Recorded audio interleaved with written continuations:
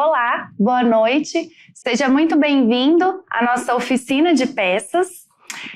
Vamos entrando aí, pessoal, vou esperar um pouquinho vocês entrarem. Oi, Anderson. Oi, Matheus. Boa noite. Sejam todos bem-vindos. Vamos começar aqui nossa aula.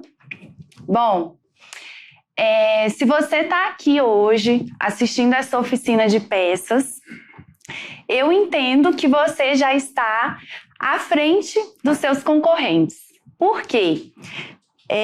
Talvez você já tenha até feito uma primeira fase, tenha sido aprovado, está aí prestes a fazer uma segunda fase, então realmente você já está na frente.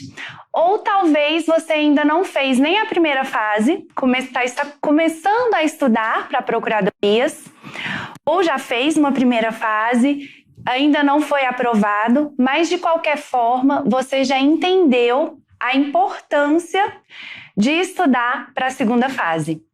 Gente, a prova discursiva no concurso de procuradoria é importantíssima. Você pode observar aí nos últimos editais que tiveram, as provas discursivas ou elas têm uma pontuação bem maior, ou algumas vezes acontece também da prova objetiva ela ser apenas ali a entrada para que o candidato chegue à segunda fase, e é na segunda fase mesmo que ele vai fazer uma pontuação para aquele concurso. Então, é muito importante, sim, que você, desde o início, mesmo se você estiver começando a estudar para a procuradoria, que você já entenda como estudar, como fazer peças, como fazer provas discursivas também. Tem as redações, tem as questões, tem parecer também. Então, se você quer ser procurador, já fique atento a essas provas desde o início. Um grande engano que eu vejo dos alunos é achar que primeiro você tem que zerar ali todo o edital, estudar para a prova objetiva todinha, para depois estudar para a segunda fase. E não é assim, pessoal. Até porque nós vimos aí alguns editais, algumas provas já é no mesmo final de semana. Você tem ali a prova objetiva e a prova subjetiva. Ou talvez você só tenha uns 2 meses até a prova subjetiva. Então já comece estudando mesmo para a prova subjetiva. E ela vai trazer assim uma base, conceitos e estruturas que você vai usar na prova objetiva também, tá bom? E como estudar para a prova subjetiva? Como estudar para a segunda fase? Para a segunda fase, o que eu te recomendo assim? 3 coisas muito importantes. Primeiro, comece a estudar para a segunda fase a partir do espelho das provas. O que é o espelho? Eu vou mostrar aqui para vocês. Comece a estudar para a segunda fase a partir da ótica do examinador. O que o examinador quer de mim numa segunda fase? Entender ali objetivamente o que vem sendo cobrado, qual é o raciocínio, como é que é a cabeça do examinador, o que ele quer na prova discursiva, tá bom? Segunda coisa, treinar para saber ali o tempo necessário, tá? E ficar atento, saber resumir, saber fazer uma síntese do que é importante para que você, de fato, naquele número de linhas, consiga transcrever tudo o que é necessário para chegar aos pontos ali que estão no espelho e que realmente vão fazer a sua prova valer a pena, tá bom? Então, vamos lá? Vamos aqui começar com a prova de hoje. Pode colocar aí no slide. Bom, eu trouxe aqui para você a prova da Procuradoria-Geral do Estado de Goiás, tá? Então, essa é a peça que nós vamos fazer hoje. Se alguém fez essa prova, conta aí pra gente no chat. Se alguém fez essa prova, me conta que eu quero saber como é que você foi, tá bom? Boa noite, vamos chegando. Boa noite, Clóvis. Boa noite, Dani. Bom, para que eu possa falar tudo aqui sobre essa peça de hoje, eu já vou começar, tá, pessoal? Então, vamos lá. Considere a seguinte situação hipotética. O Estado de Goiás realizou o concurso para o provimento de 100 cargos cargos de analista de saúde, enfermeiro, criados pela Lei Estadual número 123.456 de 2009, com validade de 2 anos, conforme disposição do edital, publicado em 1º de abril de 2019. O resultado do concurso foi homologado em 1º de outubro de 2019 e em 1º de fevereiro de 2020, o governador do estado editou o decreto, nomeando os primeiros 50 colocados. Passando aqui. Em 1º de junho de 2020, a Secretaria de Saúde do Estado de Goiás abriu o processo de contratação temporária de 50 enfermeiros para a função correspondente a esse cargo, alegando necessidade de pessoal para fins de combate à pandemia de Covid-19. Para tanto, convocou os remanescentes do concurso pela ordem de classificação para admissão por meio de contrato de trabalho temporário com vigência de 18 meses, a partir do início das funções, o que se deu em 1º de julho de 2020. No edital convocatório, ficou estabelecido que a assunção da função em caráter temporário não implicava em renúncia à oportuna nomeação para o cargo efetivo. Os candidatos que se classificaram entre as posições 51 e 100, lembra que eles nomearam até as 50, certo? Então, esses remanescentes que estavam aqui dentro das vagas não quiseram assumir as funções em caráter temporário, preferindo aguardar a nomeação para o cargo efetivo. No dia 3 de outubro de 2021, verificando que não havia sido publicado o decreto de prorrogação de validade do concurso, os citados candidatos entenderam que estava configurada a violação ao direito líquido e certo de nomeação para os respectivos cargos. Solicitaram à Associação dos Servidores de Carreira da Secretaria da Saúde, entidade de classe que congrega os titulares de cargos efetivos da pasta, que ajuizasse mandado de segurança coletivo para fins de exigir sua nomeação imediata.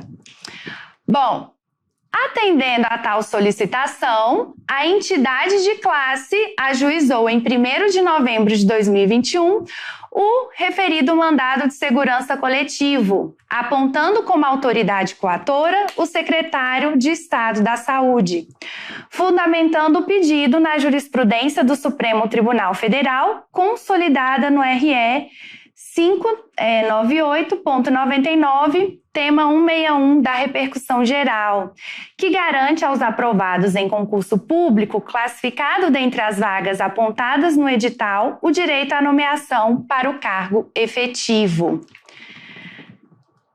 O secretário de Saúde foi notificado do mandado de segurança nos termos do artigo 7º, inciso 1 da Lei 12.016 de 2009 e lhe solicita que prepare a peça apropriada para a defesa da atuação estatal.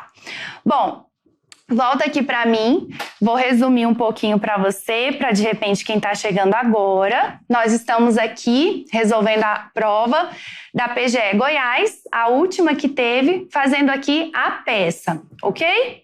Bom, no caso aqui, o que aconteceu em resumo? E aí eu vou falar aqui de novo e já quero pontuar algo importante quando você for fazer uma prova discursiva, tá? Fique muito atento ao enunciado, ok? É quando você lê aqui o enunciado e consegue extrair o que é importante, o que o examinador quer de você, já é o início aqui do seu sucesso na prova. Entenda aqui o que está sendo cobrado de você. Quando você estiver lendo o enunciado, o que eu recomendo que você faça? Um dos pontos que eu disse foi sobre o tempo da prova, né? O tempo que você leva para fazer uma prova discursiva. Eu até perguntei aqui, pessoal, quem fez essa prova? Ninguém disse aqui que fez. Se alguém fez, conta aí pra gente, tá bom? Então aqui, quando você estiver lendo o enunciado da questão, você pode já ali, na folha que você tem de rascunho, não vai dar para fazer um rascunho de toda a peça, né? A gente sabe que realmente não dá tempo. Olha só, essa prova aqui, no dia que ela foi aplicada, foi essa peça mais 3 questões. Então imagina, se você fizer um rascunho depois para passar todo a limpo, provavelmente não vai dar tempo de você fazer a prova toda, tá? Então eu não recomendo fazer esse rascunho. O que você pode fazer? Ao ler o enunciado, você já pode ir montando um esquema, tá? Um esquema de peças. Inclusive, eu recomendo que você já tenha em mente vários esquemas. Qual é o esquema de uma contestação? Qual é o esquema de um recurso especial, de um recurso extraordinário? Qual o esquema de informações em mandado de segurança, que é o que nós vamos fazer aqui hoje? Então, leia o enunciado já com isso em mente, tá? O que nós temos aqui? O Estado de Goiás realizou um concurso público, tá? Tinha ali 100 vagas. 100 cargos vagos, né, que já estavam previstos ali no edital. O que aconteceu? Eles nomearam 50 primeiros candidatos e depois disso, o que veio? A Covid, né? Teve ali a pandemia e tudo mais. E o que eles fizeram? Ao invés de chamar os outros 50, eles nomearam aqui 50 enfermeiros de forma para um trabalho temporário, mesmo tendo esses 50 aprovados, tá? Eles chamaram pessoas a título temporário e chamaram aqui os próprios candidatos que estavam ali dentro do número de vagas. Mas esses candidatos não assumiram, não quiseram assumir de forma temporária. E aí o que aconteceu? Acabou o prazo de validade do concurso, que foi aqui em 2021, não houve uma prorrogação. Então, esses candidatos acionaram aqui, no caso, a entidade de classe. Olha ali, a Alessandra disse que chegou a fazer a primeira fase. Ah, sim, da PGE Goiás. Tá ótimo, Alessandra. Então é isso. Continuar, mesmo você ainda não tendo ido para a segunda fase, ficar aqui já treinando para a segunda fase. Pessoal, isso vai ajudar sim, tá? Não deixa para estudar para a segunda fase só depois da primeira, ok? Então vamos aqui. Então, eles não nomearam esses candidatos que estavam dentro do número de vaga, ficaram de fora e chamaram a associação de classe. A associação ali, no caso, era aqui da Secretaria de Saúde, e essa associação ajuizou um mandado de segurança coletivo, alegando aquele precedente do STF que garante aos aprovados dentro das vagas o direito subjetivo à nomeação. Tá? Olha só, essa prova aqui, essa peça, eu achei que exigiu bastante conhecimento aqui do candidato, tá? Então, realmente, por isso vale a pena você fazer e refazer essas provas, porque até questões objetivas aqui você também poderia matar com esse conhecimento, tá bom? Então, o que nós vamos fazer aqui é o quê? Informações em mandado de segurança. Temos aqui um mandado de segurança coletivo contra o secretário de Saúde do Estado de Goiás. E você, como procurador, vai aqui fazer essa defesa, tá bom? Então, pode colocar aqui na tela. Aqui ainda no enunciado da questão, tá, pessoal? O secretário de Saúde foi notificado do mandado de segurança nos termos do artigo 7º, inciso 1 da Lei do Mandado de Segurança. O que diz essa lei? Esse artigo especificamente? Ele diz que ao despachar a inicial, o juiz já ordena que se notifique o coator, a autoridade ali indicada como coatora, para que ela preste informações no prazo de 10 dias, tá? Primeira coisa que você tem que ver aqui no enunciado, ele falou aqui da data em que foi ajuizado o mandado de segurança, que foi 1º de novembro de 2021. Quando que veio aqui o ato supostamente ilegal ou abusivo? No dia 3 de outubro de 2021. Então, você vê aqui o prazo de 120 dias para impetração do mandado de segurança, tá tudo ok, tá? Então, seria um primeiro ponto a se ver aqui. O que mais que nós podemos enxergar, pessoal? Já falando aqui da estrutura da peça, que eu falei para você. Vai lendo o enunciado, monta essa estrutura, tá? Essa estrutura que eu coloquei aqui, ela está exatamente igual o espelho. Tá? Eu não tirei ela da minha cabeça. Eu coloquei aqui o que o examinador quer de você, que é a forma como você vai estudar. Você vai estudar para acertar o que o examinador quer de você. Poderiam ter várias alegações aqui, principalmente quem está atuando na prática, poderia ter várias alegações, mas você precisa treinar as provas para entender a cabeça dos examinadores, ok? De preferência, os examinadores que vão fazer o seu concurso, aquele que você está com foco maior, tá? No caso, o que aqui os examinadores da PGE Goiás queriam? A indicação correta da peça, tá? Esse pontinho aqui, essa peça valia 70 pontos, ok? Então, o primeiro ponto que o examinador colocou foi essa indicação correta da peça. Dentro aqui dessa indicação, aqui já era algo mais tranquilo. Você já via que eram informações em mandado de segurança. Depois ele pede algumas preliminares e 3 pontos em relação, 3 tópicos aqui em relação ao mérito. Nós vamos passar por cada um deles, tá? Aqui, ó, esse aqui é o espelho, para você que ainda não sabe. O que é o espelho que eu tenho falado aqui, que é a forma como você vai estudar para uma prova discursiva? Isso aqui é o espelho, pessoal. O examinador vai pegar ali a sua prova e ele não vai ver o que está escrito bonitinho, o que você escreveu, se você demonstrou muito conhecimento. Não é isso. Ele vai ver se o que você escreveu está aqui, objetivamente, se você tocou nesses pontos que estavam aqui sendo exigidos pela banca. Então, ele queria isso, indicação correta da peça, 2 preliminares, nós vamos ver cada uma delas, e 3 pontos aqui, 3 tópicos em relação ao mérito, tá bom? Vamos chegar lá. Então, vamos aqui para o primeiro tópico. É a primeira coisa que você vai estruturar quando você for fazer a sua peça, tá? O que ele queria aqui? Que você indicasse certo qual era a peça. A peça era informações em mandado de segurança, tá bom? Então, vamos direcionar aqui. Lá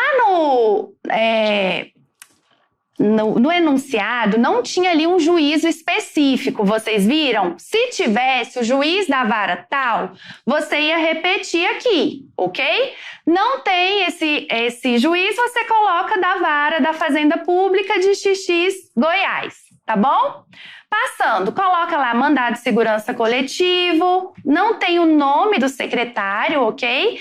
Que é a autoridade impetrada aqui, mas você vai colocar o quê? Você vai demonstrar que você sabe iniciar umas informações em mandado de segurança.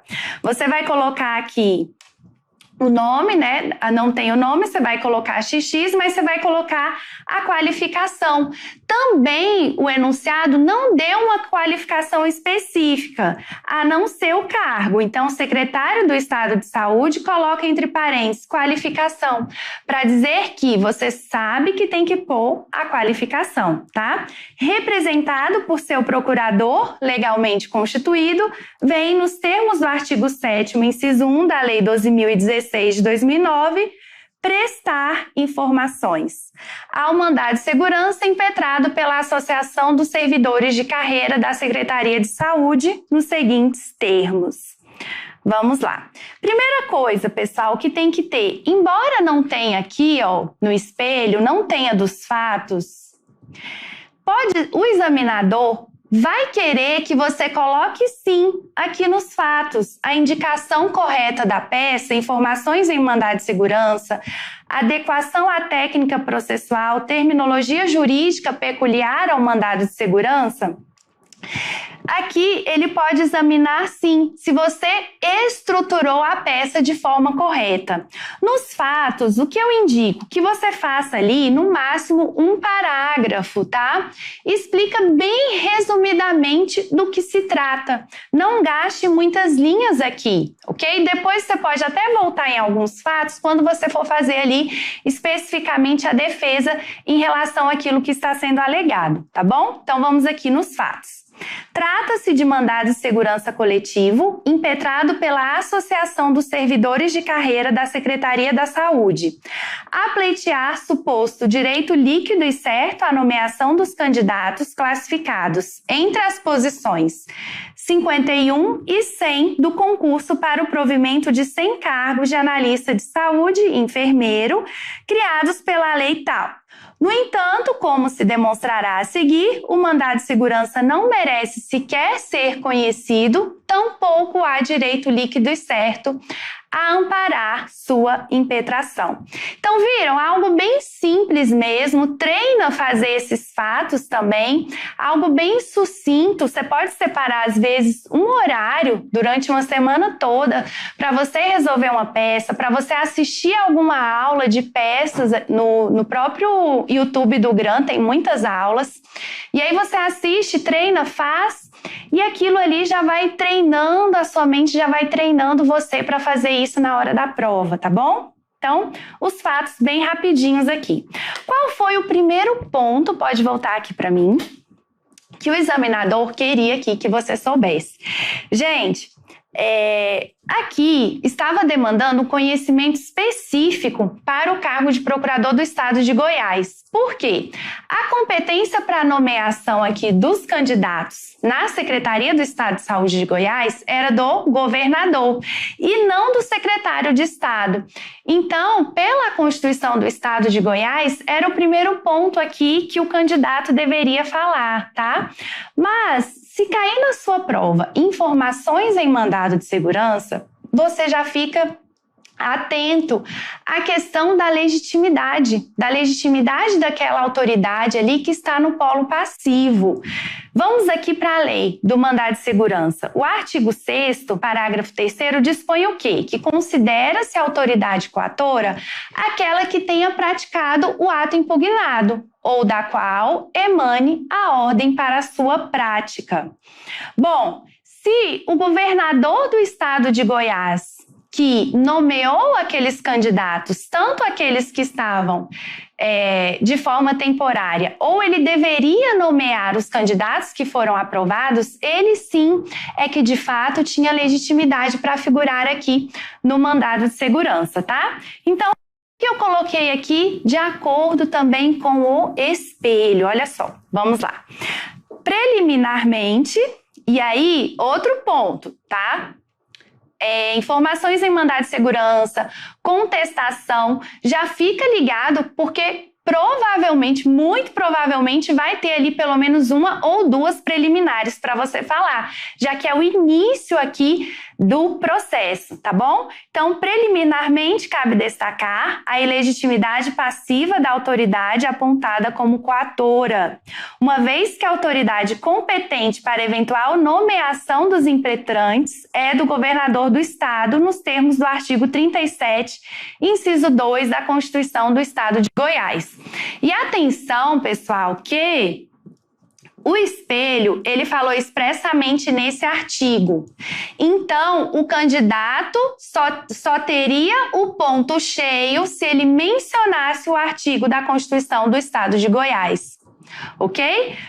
Ademais, por conseguinte, o presente right deveria ter sido ajuizado perante o Tribunal de Justiça do Estado de Goiás.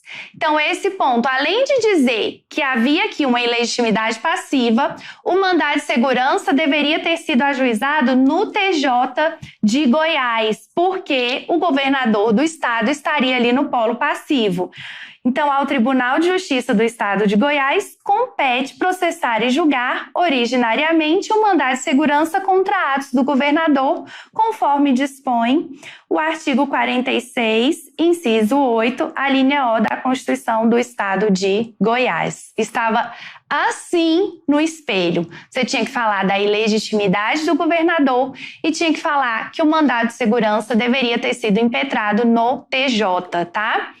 Bom, continuando aqui a nossa peça, tá? Conforme a jurisprudência pacífica do STJ, o erro na indicação da autoridade coatora implica na extinção do mandado de segurança sem exame do mérito, nos casos em que a retificação da autoridade coatora importa em alteração quanto ao órgão julgador da ação constitucional. Então, o que eu adicionei aqui e eu colocaria, tá? Como o mandado de segurança deveria ter sido impetrado, pode voltar aqui para mim, contra o governador, e por isso a competência era originária do TJ, nesses casos, o que o STJ diz? Que o mandado de segurança tem que ser extinto sem exame do mérito. Por quê? Porque ao alterar o polo passivo, muda a competência para o julgamento do mandado de segurança. Então, você vai pedir aqui já nessa preliminar, demonstrou a ilegitimidade passiva, já pede a extinção do processo sem o exame do mérito por ilegitimidade, tá bom? Então, esse aqui foi o primeiro ponto cobrado pelo examinador. Olha quantas coisas você já pegou aqui que não servem especificamente para esse concurso, mas é entender, tem informações em mandado de segurança? Fica atento. Vai ter alguma preliminar ali. Uma preliminar muito recorrente vai ser justamente ilegitimidade. Quando você vê que aquela autoridade impetrada é parte ilegítima, preste atenção se ao trocar a autoridade não vai mudar também a competência para julgar o mandado de segurança. Se mudar a competência para julgar o mandado de segurança tem que ser extinto sem exame do mérito, conforme a jurisprudência do STJ, tá? Eu até coloquei aqui, pode voltar para o slide, o número de um precedente do STJ. É lógico que não precisa ter colocar na prova, mas eu coloquei porque, você pode anotar e dar uma olhadinha ali. Já fica atento. Gente, isso aqui não é uma coisa que pode cair na prova objetiva? É algo que pode cair na prova objetiva. Então, você está estudando para a subjetiva, mas você está pegando questões ali que vão te ajudar na objetiva também, tá? Então, vamos seguindo. Outro ponto que estava aqui no espelho do examinador, ilegitimidade ativa da entidade impetrante. Olha aqui para mim, será que quando você leu lá a questão, você não achou algo estranho? Quem tinha ali o suposto direito líquido e certo eram candidatos que foram aprovados ali dentro do número de vagas, mas não foram chamados dentro do prazo de validade do concurso. Mas quem ajuizou o mandado de segurança, ele foi ajuizado de forma coletiva pela Associação dos Servidores. Esses candidatos são servidores? Eles são servidores, gente? Olha aqui, vamos entender e já lembrar pontos de mandado de segurança coletivo. Quem tem legitimidade para o mandado de segurança coletivo?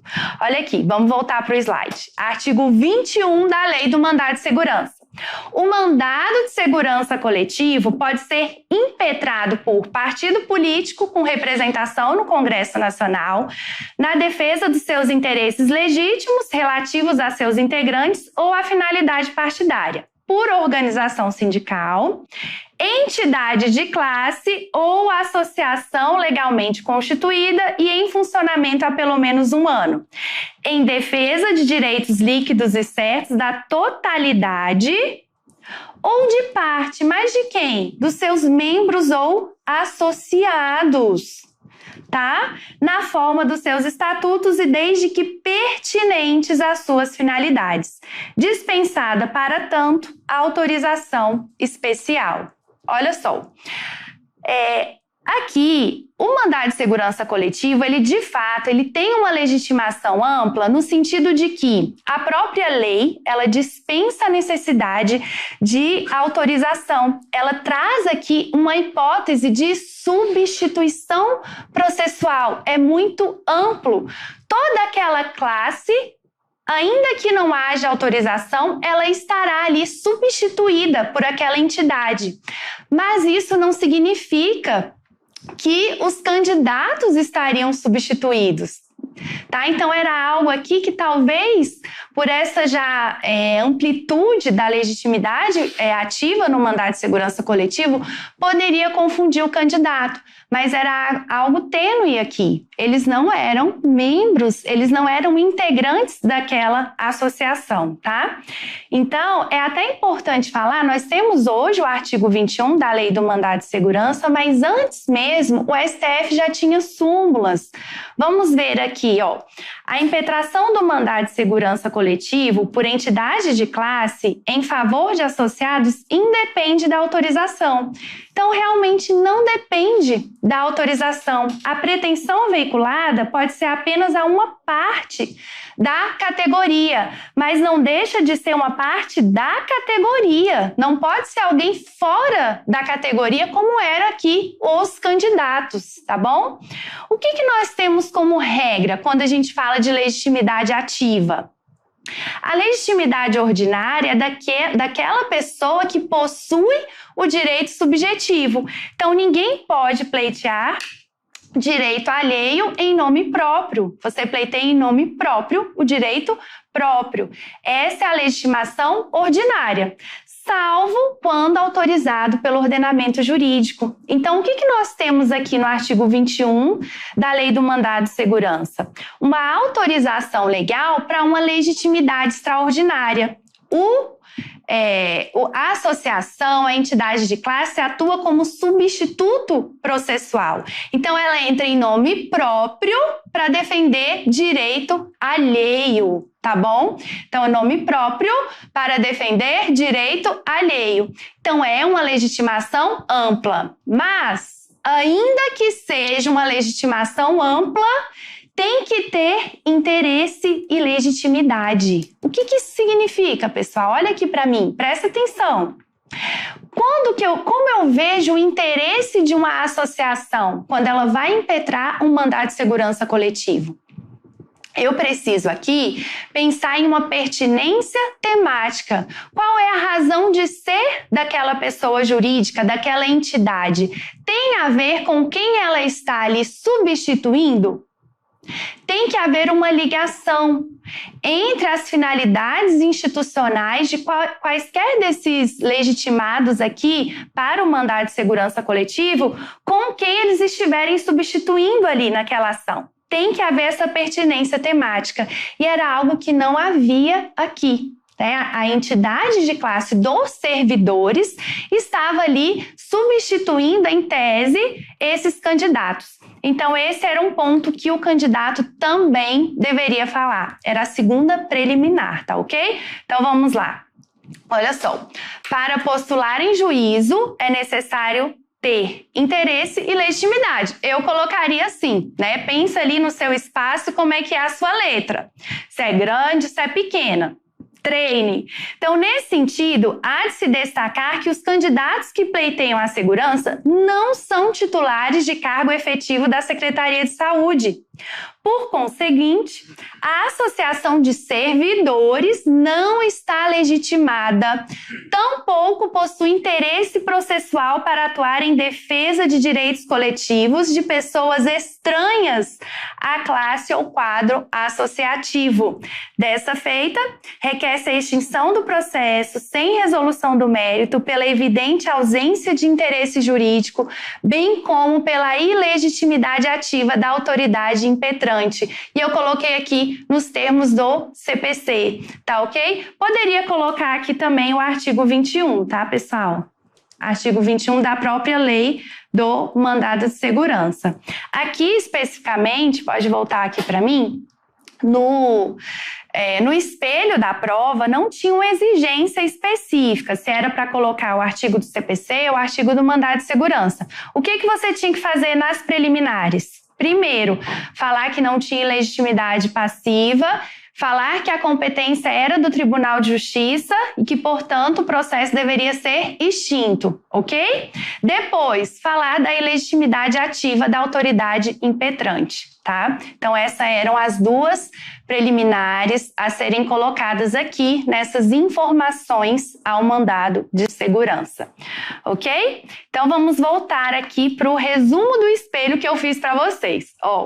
Então, aqui, informações em mandado de segurança, estrutura. Já fizemos a indicação da peça, falamos das duas preliminares aqui que o examinador queria e vamos agora para o mérito, pessoal. Vamos agora aqui para o mérito, tá? Então, qual era o mérito aqui da peça? O que o examinador queria?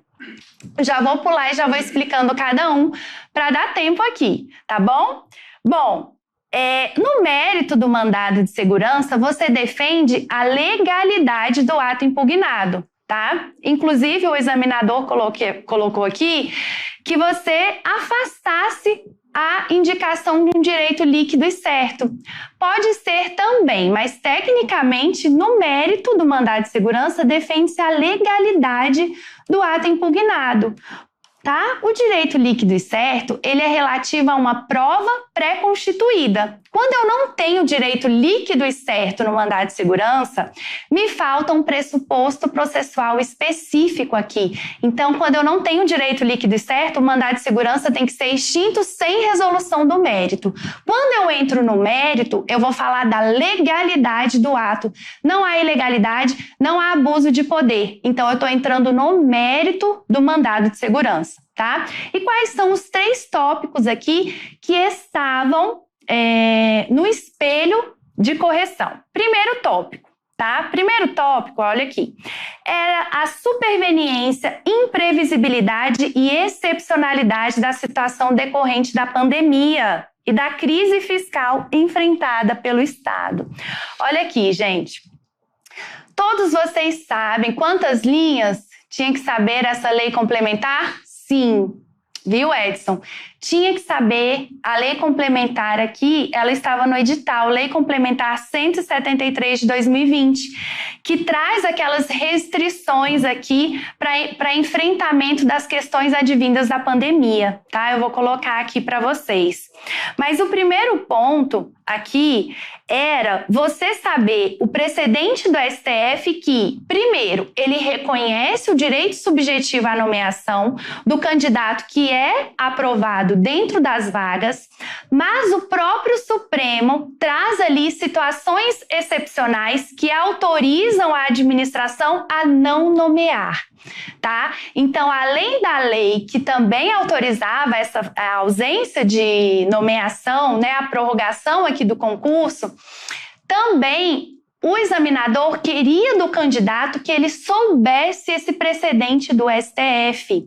Você viu ali que o próprio enunciado da questão diz que os candidatos com apoio no precedente do STF pediram a sua nomeação, por entenderem que eles tinham um direito subjetivo, ok?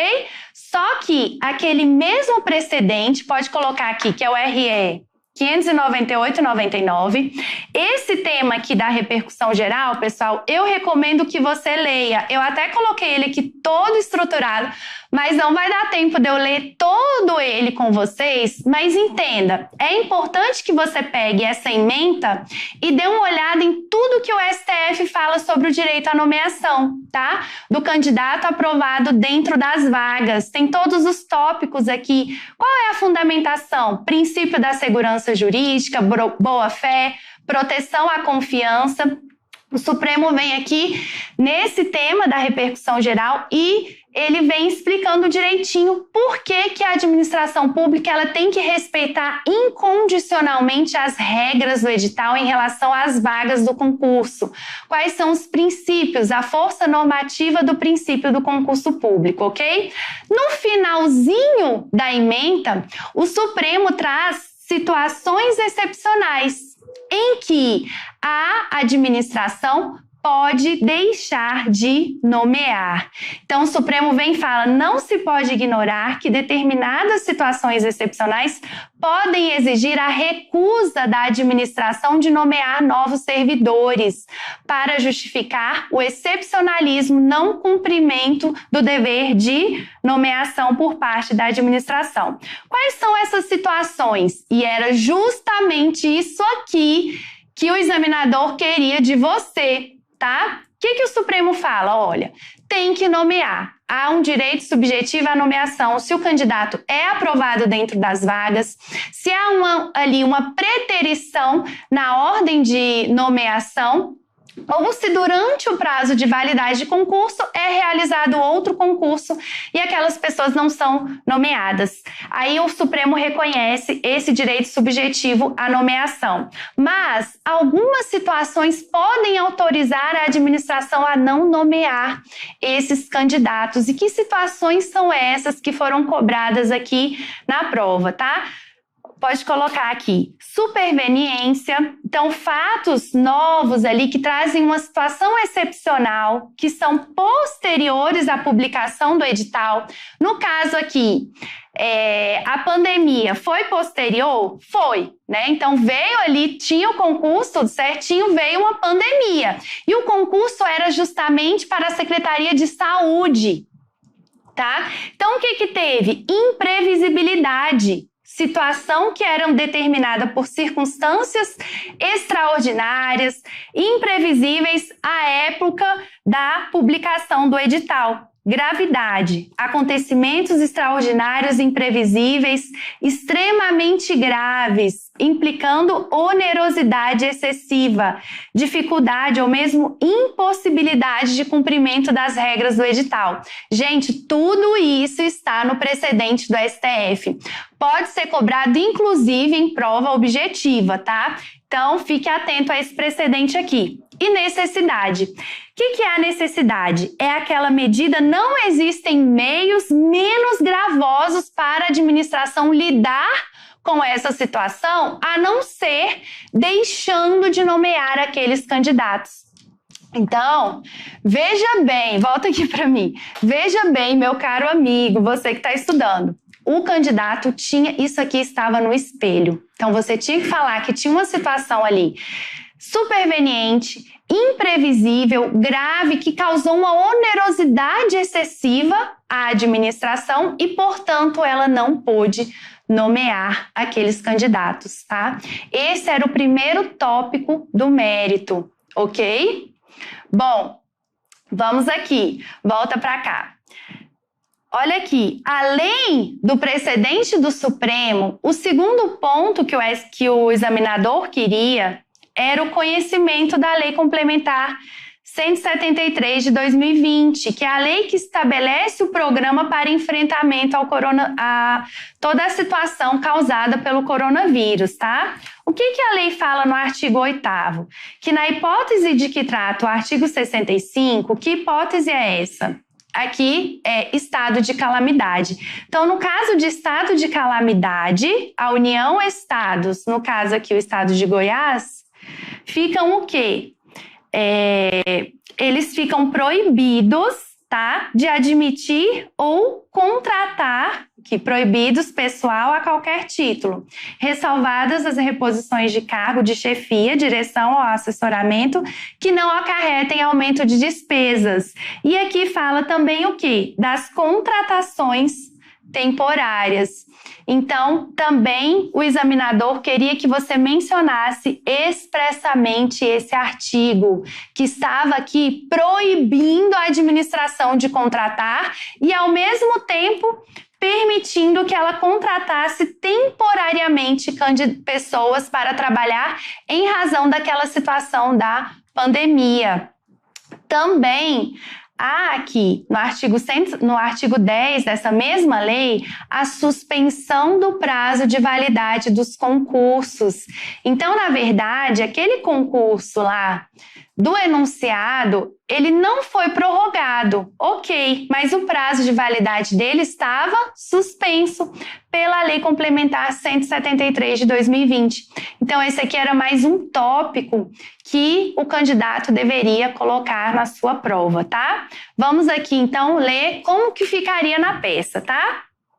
Bom, o examinador colocou como o mérito a ausência de direito líquido e certo. Você poderia colocar do mérito, você poderia colocar da ausência de ilegalidade do ato, ok? Ou da legalidade do ato. E aqui você traz 3 tópicozinhos. Que tópicos são esses? Primeiro, você vai falar que era uma situação superveniente, imprevisível e excepcional, que decorrente da pandemia que autorizou a administração a não nomear, tá? Então, o que eu coloquei? É de conhecimento notório que, em meados de março de 2020, deflagrou-se a pandemia de Covid-19. Dessa feita, o Sistema de Saúde do Estado de Goiás viu-se obrigado a realizar contratação temporária de 50 enfermeiros para a função correspondente a esse cargo, em razão da urgente necessidade de pessoal. Na ocasião, com o objetivo de atender da melhor forma às disposições editalícias, estabeleceu-se que a assunção da função em caráter temporário não implicava em renúncia à oportuna nomeação para o cargo efetivo. Entretanto, os impetrantes optaram por não assumir as funções. Foram eles que optaram, certo? Preferindo aguardar. E aí? Posteriormente, no entanto, em razão dos efeitos deletérios da pandemia, que onerou excessivamente as finanças do Estado de Goiás, a Secretaria viu-se impossibilitada de nomear os candidatos. Tal medida foi devidamente motivada e fundamentada no artigo 8º, inciso 4º da Lei Complementar 173 de 2020. Assim, conforme reconhecido pelo STF em repercussão geral, diante de acontecimento grave, extraordinário, imprevisível, devidamente justificado, não há ato ilegal ou abusivo pela ausência de nomeação dos servidores por parte da administração pública, ok? Isso aqui era o principal, você tendo que resumir ou colocar uma letra, se a letra for grande, o que você tinha que colocar? Que aqui, essa questão onerou o Estado viu-se ali impossibilitado de nomear, era uma situação grave, extraordinária, imprevisível, que foi justificada. Conforme aqui o entendimento do STF, não há um ato ilegal da administração pública por essa ausência de nomeação, já que ela foi justificada, ela foi precedida de uma situação excepcional, ok? Qual o segundo ponto aqui ainda dentro do mérito? Falar sobre as restrições ao provimento de cargos públicos, que você poderia falar naquele tópico, mas você tinha que tocar nesse ponto, tá? Então, o que eu coloquei? Tendo em vista a superveniência de calamidade pública decorrente da pandemia do Covid-19, o artigo 8º, inciso 4 da Lei Complementar 173 determinou a proibição, até 31 de dezembro de 2021, da admissão de pessoal a qualquer título, ressalvados, entre outros, as contratações temporárias permitidas na Constituição, como ocorreu no caso. Tá? Então, não há que se falar em violação a direito líquido e certo, uma vez que o ato impugnado estava devidamente amparado pela lei. Ou o ato, não houve ilegalidade, não houve abusividade. O ato da administração estava amparado pela lei. Que lei? Aí você tinha que mencionar o artigo 8º da Lei Complementar 173, tá? Enfim, o último ponto aqui do espelho era falar sobre a manutenção da vigência do concurso. Não houve ali, muito embora tenha acabado o prazo de vigência, não houve prorrogação, o concurso estava com o prazo de validade suspenso pelo artigo 10 da Lei Complementar, que determinou a suspensão da contagem dos prazos de validade do concurso público, que estavam ali com a hipótese de nomeação vedada. Então, assim, não se verifica o alegado esgotamento da oportunidade para a nomeação dos candidatos. Ok? esse ponto aqui, dessa forma, estava no espelho. Não houve ali o fim da oportunidade de nomear os candidatos. Por quê? Porque o prazo de validade estava suspenso pela lei complementar. Tá? Então, isso aqui você teria que falar também. Enfim, né, o último ponto, você faz o pedido, que não estava, volta aqui para mim, o CESP costuma colocar nos espelhos lá o pedido, tá? Tem lá expresso o pedido. Aqui, nessa prova de procurador do Estado de Goiás, o pedido não estava no espelho, mas o examinador pode considerar ele ali dentro da estrutura da peça. Então, coloca assim o pedido, tá? O que você vai fazer no pedido? Você vai resumir ali tudo que você já fez, faz um pedido para extinguir o processo sem exame do mérito pelas preliminares, depois um pedido, no caso aqui, para denegar a segurança quanto ao mérito, ok? Então, volta aqui para cá, para o slide. Pelo exposto, tendo em vista a ilegitimidade passiva da autoridade apontada como coatora, bem como a competência originária do TJ Goiás para julgar o governador do estado, requer-se a extinção do processo sem resolução do mérito. Caso ultrapassada a referida preliminar, requer-se a extinção do processo sem resolução do mérito pela ilegitimidade ativa da impetrante. Outra aqui. Enfim, quanto ao mérito, com base nos fundamentos expostos, requer-se o reconhecimento da legalidade do ato e, por conseguinte, a denegação da segurança. Goiânia, coloquei a data e procurador do estado, ok? Pode voltar aqui para mim, já acabou o nosso tempo, pessoal. Foi ótimo estar aqui com vocês. Se você puder, refaça essa prova sozinho com as orientações que eu dei aqui. Treine, treine, treine, até que isso fique muito natural para você. Você chegue ali na hora da prova e faça aquilo com muita naturalidade, já tendo treinado, já estando ali com a mente muito rápida para captar o que o examinador quer de você, tá bom? Bons estudos e até mais!